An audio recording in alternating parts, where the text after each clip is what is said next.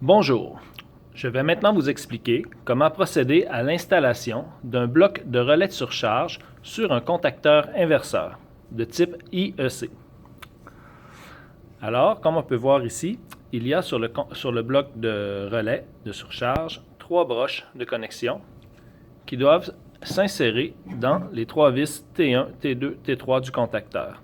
À noter qu'il y a une 4e vis T4 qui servira pour la commande de maintien. Elle n'est pas à utiliser pour l'installation du bloc de relais de surcharge. Il faut d'abord s'assurer, avec un tournevis de type cruciforme, que les vis de connexion sont bien desserrées. Donc, on desserre les vis. Ensuite, on insère le bloc de relais de surcharge sur les bornes T1, T2, T3 en prenant bien soin de les insérer à fond.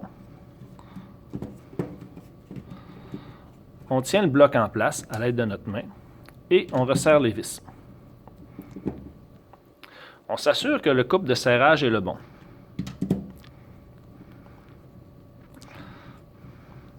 En ne serrant pas trop, mais juste assez. Si vous n'êtes pas certain du couple de serrage, vous pouvez utiliser un outil qui vous servira à déterminer le bon couple de serrage. Lorsque le bloc est fixé solidement, vous vérifiez qu'il est bien en place.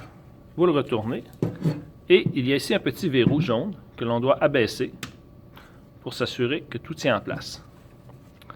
À noter qu'il faut aussi installer un bloc de relais de surcharge qui est compatible avec le modèle du démarreur inverseur ci présent. On peut vérifier cette compatibilité à l'aide des manuels techniques ou des documents qui sont fournis lors de l'achat.